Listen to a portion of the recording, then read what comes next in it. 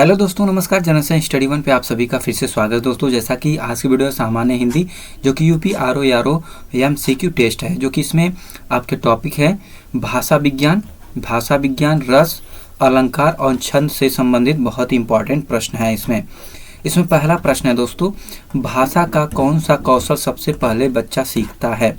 तो भाषा का कौन सा कौशल सबसे पहले बच्चा सीखता है? तो इन चारों में कौन सा पहले सीखता है? सुनना और समझना जो कि सीखता है। प्रश्न संख्या 2 है, प्राकृत, संस्कृत, अपभ्रंश, पाली, इन भाषाओं में प्राचीनतम भाषा कौन सी है? जो सबसे प्राचीनतम भाषा है इनमें से कौन सी है? तो कौन सी है? जो कि संस्कृत आपकी क्या है?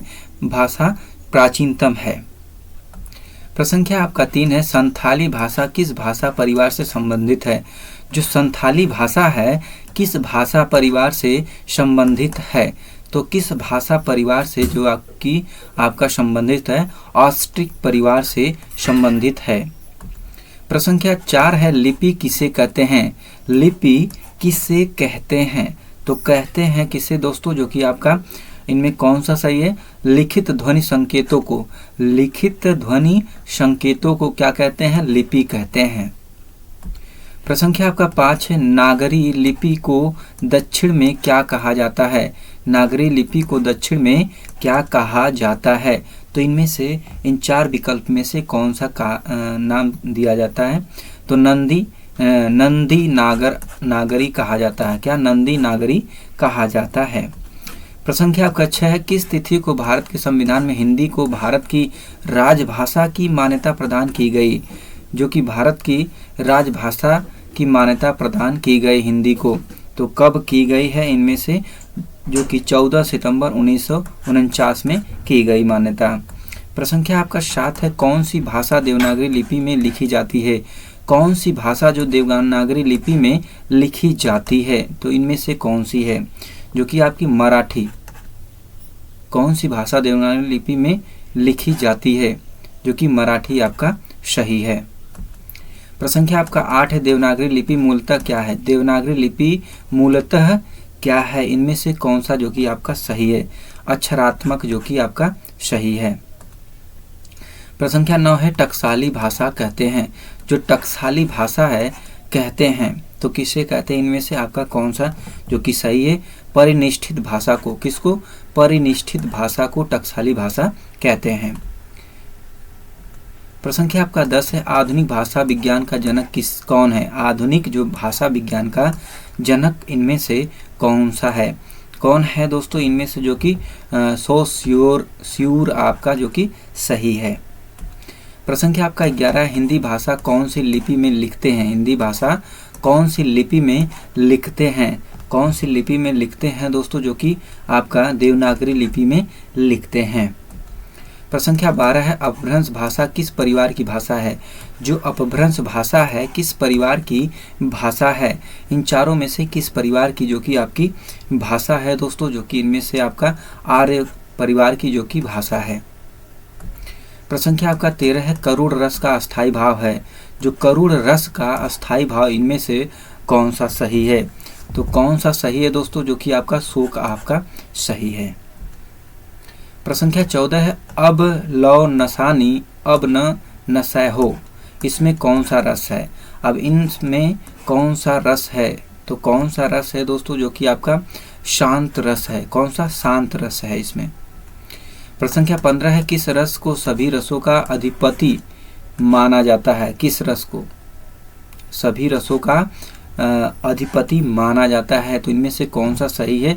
जो कि श्रृंगार रस को माना जाता है। प्रश्न संख्या आपका 16 है, वीर तुम बढ़े चलो, धीर तुम बढ़े चलो, सामने पहाड़ हो कि सिंह की दहाड़ हो, में वीर रस का अस्थायी भाव क्या है? में वीर रस का जो अस्थायी भाव कौन सा है? तो इनमें आपका कौन सा जो कि सही है? उत्साह रस का। किसका? उत्साह रस का है। प्रश्न संख्या 17 है, भरत मुनि के अनुसार रसों की संख्या है।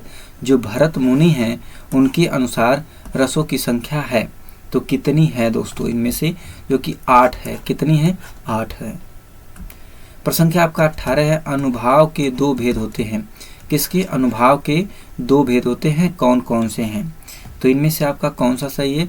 जो कि कायिक और सात्विक आपका जो कि सही है। ग विकल्प आपका सही है, कायिक और सात्विक आपका जो कि सही है।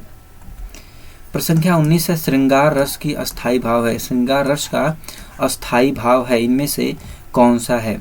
जो कि रति आपका जो कि सही है। प्रश्न संख्या आपका 20 है, वीर रस का अस्थाई भाव है। जो वीर रस का अस्थाई भाव, इनमें से कौन सा है? जो कि उत्साह आपका है। कौन सा? उत्साह आपका सही है।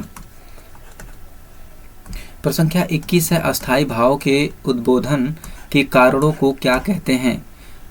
अस्थाई भावों के उद्बोधनों के कारणों को क्या कहते हैं?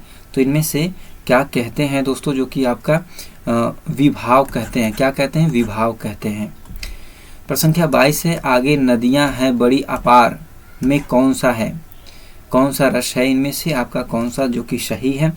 वीर रस है। कौन सा? वीर रस आपका है। प्रश्न संख्या 23 है, काली घटा का घमंड घटा नभमंडल तारक वृंद खिले। इस पंक्ति में कौन सा अलंकार है? इस पंक्ति में कौन सा अलंकार इनमें है? तो कौन सा है? यमक अलंकार आपका है। प्रश्न संख्या 24 है, हिमन पानी राखे बिन पानी सब सून, पानी गए नौबरे मोती मानुष चून। इस दोहे में कौन सा अलंकार है? इस दोहे में कौन सा जो कि आपका अलंकार इनमें है? तो कौन सा है दोस्तों? जो कि श्लेष अलंकार आपका है। प्रश्न संख्या 25 से, उपमेय पर उपमान का अभेद आरोप होने पर होते हैं। तो क्या होते हैं? इनमें से कौन सा अलंकार होता है दोस्तों? जो कि आपका रूप का अलंकार जो कि आपका होता है। प्रश्न संख्या 26 है, निम्नलिखित में से शब्दालंकार के एक भेद है, वह है। निम्नलिखित में से शब्दालंकार के एक भेद है, वह है। इनमें से शब्दालंकार का एक भेद है, तो कौन सा है? इनमें से वक्रोक्ति। वक्रोक्ति जो कि आपका सही है। प्रश्न संख्या 27 है, चरण कमल बंदो हरिराई में कौन सा अलंकार है? चरण कमल बंदो हरिराई में कौन सा अलंकार है? तो कौन सा है दोस्तों? इनमें रूपक अलंकार आपका है। प्रश्न संख्या 28, वर्णों की एक से अधिक बार आवृत्ति किस अलंकार में होती है? वर्णों की एक से अधिक बार आवृत्ति किस अलंकार में होती है? तो किस अलंकार में होती है? अनुप्रास अलंकार में आपकी होती है।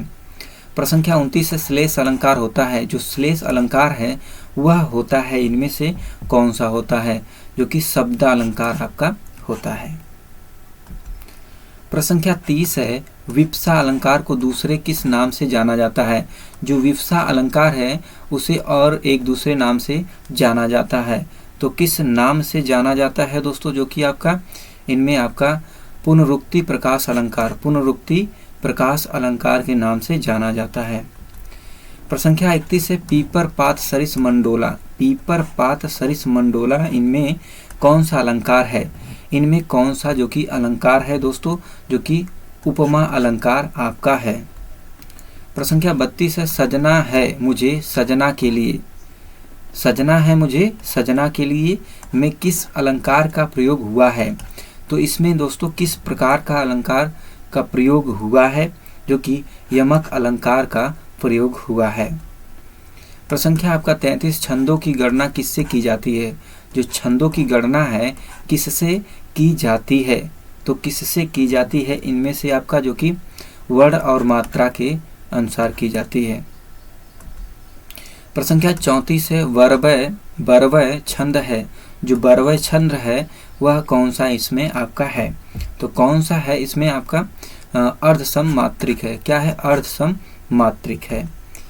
प्रश्न संख्या 35 है, जो मात्रिक सम छंद हैं, प्रत्येक चरण 16 मात्राएं होती हैं, उसे कहते हैं, क्या कहते हैं दोस्तों? इनमें से आपका कौन सा जो कि सही है? चौपाई कहते हैं। क्या कहते हैं? चौपाई कहते हैं। प्रश्न संख्या आपका 36 है, दोहा में कितनी मात्राएं होती है? दोहा में कितनी मात्राएं होती है? तो कितनी मात्राएं होती है? 24 मात्राएं आपकी होती है। प्रश्न संख्या आपका 37 है, श्री गुरुचरण सरोज रज निज मन मुकुर सुधारी बरनऊ रघुबर बिमल जसु जो दायक फलचारी। तो इसमें बताना है क्या है दोस्तों, इनमें दोहा, सोरठा, रोला, बरवय, तो इनमें से कौन सा जो कि आपका सही है, आपका जो कि दोहा है। क्या है? दोहा। प्रश्न संख्या आपका 38 है, निम्न में से कौन वार्णिक छंद है? तो इनमें से कौन सा वार्णिक छंद है, इनमें कौन सा आपका जो कि सही है? इसमें आपका शवैया जो कि आपका सही है।